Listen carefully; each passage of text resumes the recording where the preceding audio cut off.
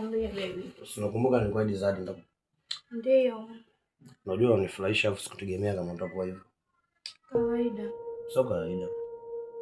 Unajua tunawapitia kwa dada yako. Nakupenda pia.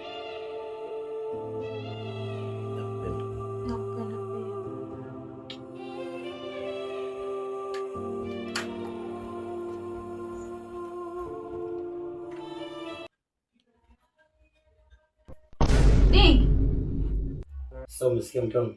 Niambie. Kwani maizana mjalana kwanza. Nenda kapumzike chumbani sasa. Sawa. Nakupenda. Nakupenda pia. Chioma. Chioma wewe. Niambie. Vipi? Mnafanya nini hapa? Umetona? Ndio na mdogo wangu. Nikuulize swali. Una siku ngapi hujalala nyumbani? Siku 5. Ulikuwa wapi? Kwenye shughuli. Si nilikuaga lakini. Kwa majukumu yako ndani ya nyumba utakayofanya nani? Usimkabidhi mdogo wako majukumu yote. Anifulie boksa zangu, anipikie chakula, anitandikie kitanda. Unajua wanawake wapumbavu kama nyewe mpo wengi sana kwenye dunia. Kwa hiyo umekuwa mwanamke wa vishughuli. Kwa mimi nimekuwa uje kwenda vishughulini. Kwa hiyo siku 5 hapo kwenye shughuli, si ndio? Ndio. Sasa sikia ngombe kitu kimoja. Mimi nishaonja asali sasa. Sawa. Nimeshaonja asali na siwezi kutoka. Cha kufanya chagua majibu haya mawili. Uendelee kubaki kama mfanyakazi. Mimi nibaki kama mfanyakazi ndani kwangu. Nilikwambia mara ngapi kuhusu sababu zako za upumbavu za kutoka?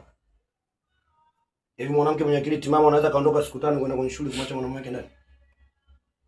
Kifupi tu ndugu wako mtamu, msikivu, muelewa.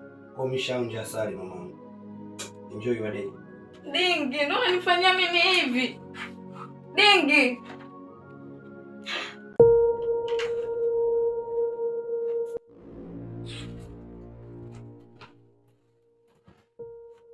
Chioma. Yaani mimi nimekutoa kijijini kwa mama uje kukaa huku unisaidie kufanya kazi. Unatembea na shemeji yako Chioma. Kwa hiyo nikupe majukumu ya kazi sasa hivi au ndo unaondoka? Nikupange nguo. Chioma, mdogo wangu leo unanijibu mimi hivyo kizalau kabisa, unanijibu hivyo mimi. Kwanza shemeji ni tamu. Alafu chengine siwezi kuachana naye. Lako limeshaisha dada. Ukiwa tayari na kazi utaniambia. Zaidi ya hapo utaniambia niko ndani vya kago vyako. Chioma mdogo wangu unanifanyia mimi hivyo leo. Kwani mwanamke mjinga anavunja ndoa yake kwa mikono yake mwenyewe?